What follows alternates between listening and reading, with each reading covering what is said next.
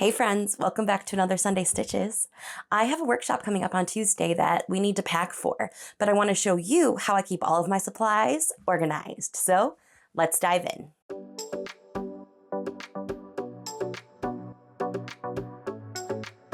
So the first thing I want to show you is my storage shelf. This is one of our newer shelves here.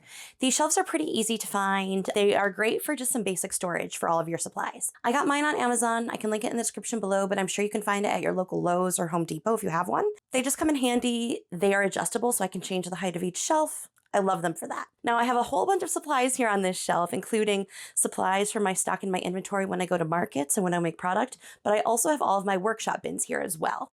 So I have pre-made kits. All of my workshops come with a kit full of supplies, instructions, anything they might need to work on for their project during the workshop. This is full of my kits that are partials or ready to be made, maybe instructions that have already been printed, fabric panels if the class has a fabric panel, and so on. So that's what's in this bin. I have all kinds of blanks here. Blanks are like hats that haven't been stitched yet, or sweatshirts that haven't been stitched yet. Here, tote bags that haven't been stitched yet. So I have all of those available in different bins as well, organized by what they are, depending on what we're stitching in the workshop. This is the bin that I usually bring with me to the workshop. So this is going to hold on to like the floss that I'm bringing, all of the kits that I'm bringing for the students. So where this one has all of the kits for all of the workshops, this one is just going to be filled with what I need for this specific workshop. This is the bin I'm bringing to the workshop. This bin is full of all of my samples. So I always like to have a stitched up sample or a sample project of what we're making in the class for my attendees to look at and get inspired by, to know where we're going as we're teaching the workshop. So let's go through some of these bins. We're going to pull them out and get all of our supplies sorted so that we can get ready for our workshop. To get started, I always print off an itinerary for my workshop. So this gives me a packing list, and I've typed up basically an introduction if I need a little script in case I get nervous, as well as exactly step-by-step a timeline for the day so I stay on track. A lot of times it's easy to get caught up in the moment when you're teaching, and I just want to make sure that if we get behind, I know exactly where we are and where we need to go with the workshop to move forward. So I have a time-by-time itinerary for where we're going to go with the workshop. If it gets to be, this workshop is from 6 to 8 p.m., so if it gets to be 7 o'clock and we haven't yet learned, let's see what's at 7 o'clock. We haven't yet learned how to do our French knots, then I'm going to go ahead and try to make sure that we're progressing along in the workshop. I'm going to show a French knot step-by-step example, and then we can move on from there. And I have all of my timelines broken down and what they're going to learn each step of the way throughout the workshop.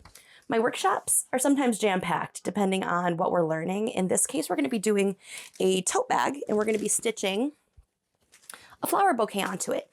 Now, generally when I teach this, they stitch directly onto the tote bag. In this case, the attendees also have the option to bring their own piece of clothing. So they might bring like a sweatshirt or a t-shirt or something along those lines. So I'm going to be bringing extra tote bags in case anyone brings an article of clothing that isn't going to be easy to stitch.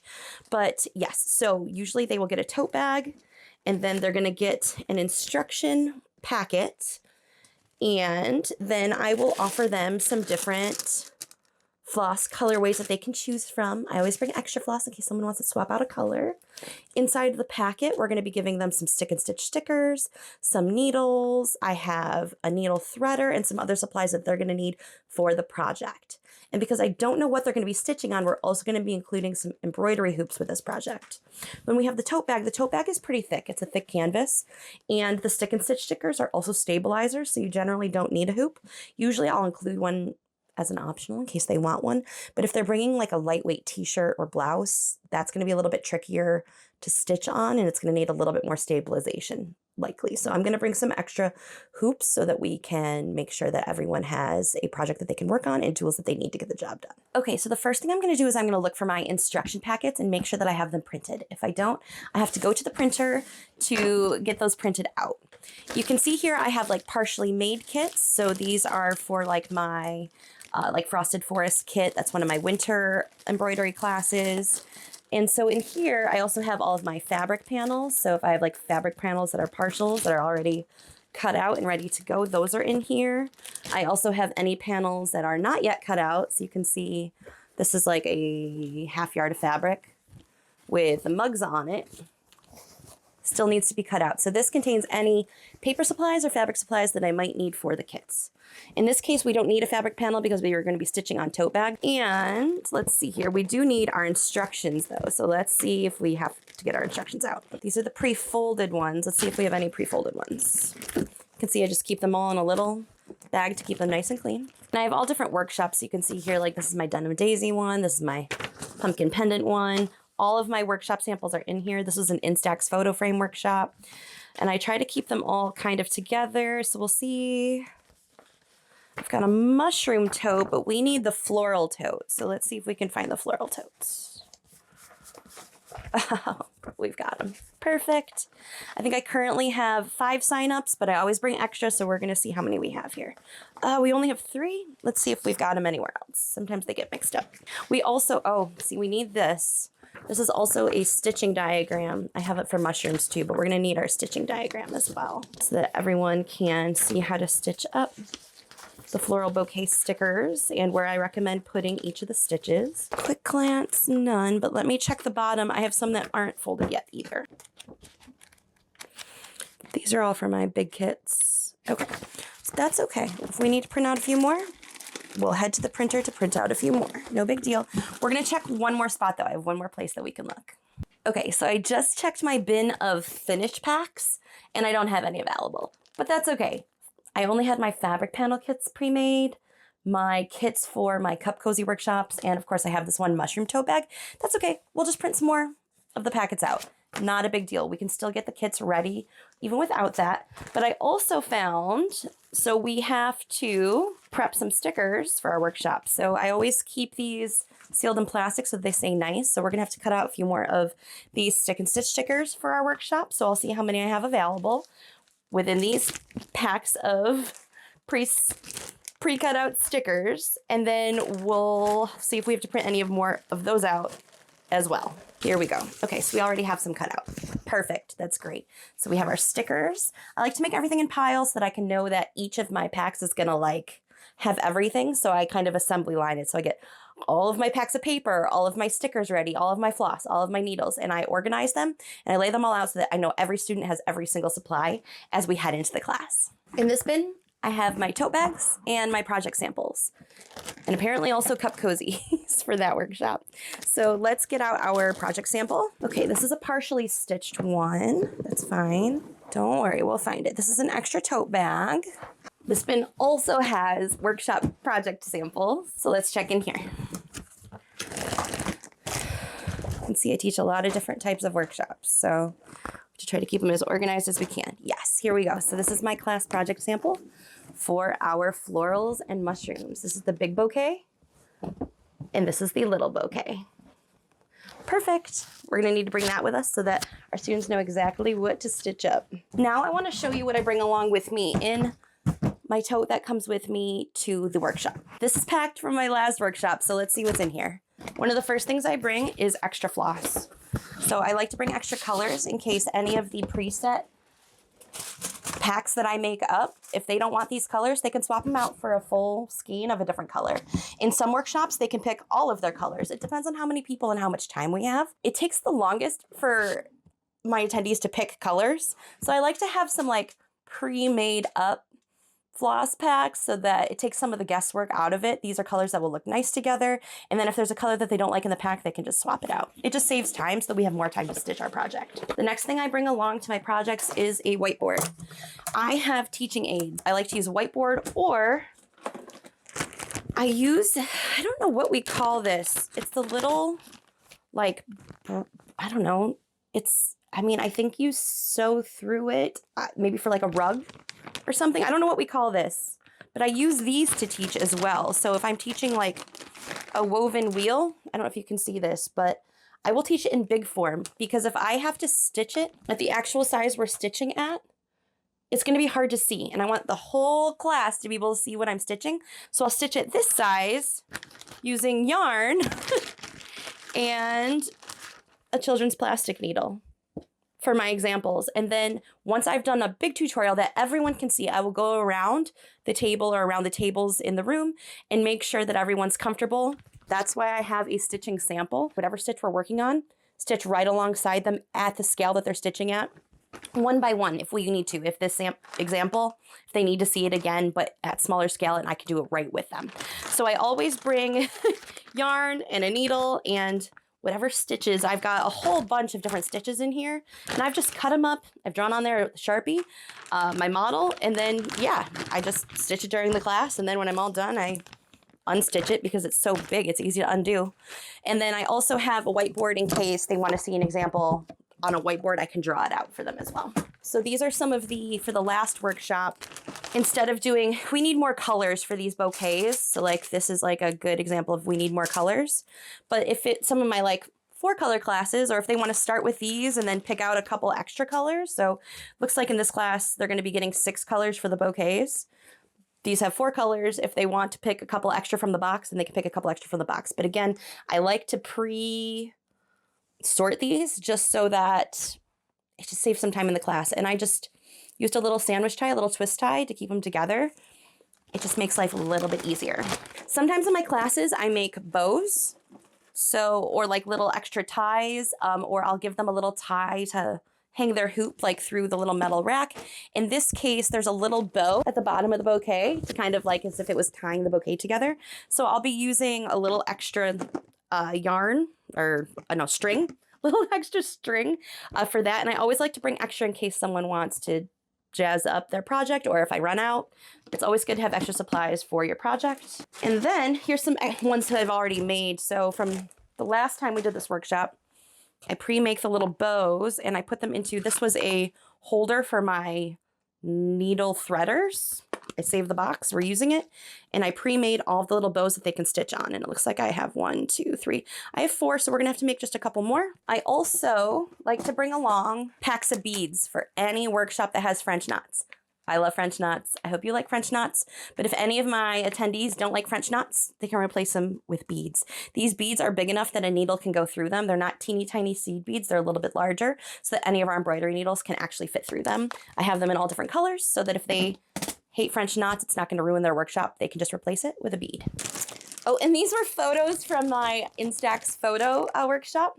So any supplies I'm going to need, this was so that we could brush out the floss for a denim workshop. Good times. So any supplies I need, they go into the bin. So we're going to repack this bin as we go with what we're going to need for this workshop. It's been a minute since I've showed you one of these storage bins. I love these. I use these to store my floss, but I also use these to store my supplies for bag making and for my workshops. So you can see I store a lot of my zippers in here, but I also store the supplies I'm going to need for this workshop, including my embroidery needles. So these are all of my size 9 embroidery needles. They fit perfectly in there. Let's see, these are my size 7 embroidery needles. We're going to need my size 5 embroidery needles, and we're going to need all of my handy dandy needle threaders for my workshop. So we're going to be using the supplies and the drawers from these bins to fill our kits.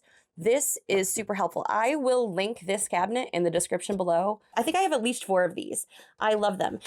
So these ones have the bigger drawers, which are nice. I can store my kits in them. I have them in the other room. I have a whole video on how I do my floss setup. I can link that in the description below, but I also store my embroidery floss in here, but in the other bins, in the other room. Again, I will link the video below if you're wondering how to store all of your embroidery floss and all of your embroidery supplies or your knickknacks, your beads, your crafting tools. I love these bins. These have been super duper helpful. I will link it below. 10 out of 10 recommend. Okay, so let's go ahead and put together our kits for the workshop. Basically, we are going to assembly line this. Every kit is going to get a baggie, instructions, needle and thread, a needle threader, and 2 clips so that if they're working on like a tote bag, they can keep the handle out of the way, or if they have like a collar or something that's in the way, they can just pin it out of place. I'm also going to be providing a 6-inch embroidery hoop to all participants. I was hoping I could do a smaller one, but the biggest bouquet really needs a 6-inch hoop. I'm also going to bring and pack into my tote 4-inch hoops in case someone wants a smaller hoop to work with. But so what I do is I used to work in a flower shop. I don't know if you guys know this. We had to be as efficient as possible. And I know it doesn't seem like a flower shop would be a place where like You have to move quickly. It's fast paced, but it is. It's essentially kind of like, it's not like fast food, but it is in that people are ordering same day. We got to get the deliveries out the door, and in some cases we have to rush them there. So you'd have to assembly line as you work, and especially on those busy holidays like Valentine's Day and Mother's Day, you got to work quickly. So I got pretty good at assembly lining things. It just makes life faster when you're multitasking. So this one already has its needle threader. What we're gonna do is I have these little, they are just little business cards with a link to my website. On my website, you can find the resources. Hey, if you didn't know this, there's links to stitching videos and things on my website, but also because you're probably watching this on YouTube, I have a whole playlist. I'm gonna link it up above. But I always have the link to videos in my instructions because stitching diagrams are great, but honestly, I personally am a visual person. I learn better visually. So I have step-by-step tutorials, and I have a whole playlist here on YouTube of beginner-friendly tutorials for all of these stitches so that if they go home from the workshop and if they haven't finished their project, they can feel confident that they'll have someone to guide them through each stitch if they need a reminder of what to do. So I have my business card. I also put a little piece of linen cotton canvas on it, and we are going to stick our needles through it. So we're going to go ahead and do that for all 3 needle sizes, and then we're going to load up these kits. So let's dive in. I currently have 5 students signed up. That was as of a couple days ago, and we still have a couple days until the workshop. So I'm going to make up about 8 to 10 kits just in case we have a few extra signups. So let's go ahead and dive right in.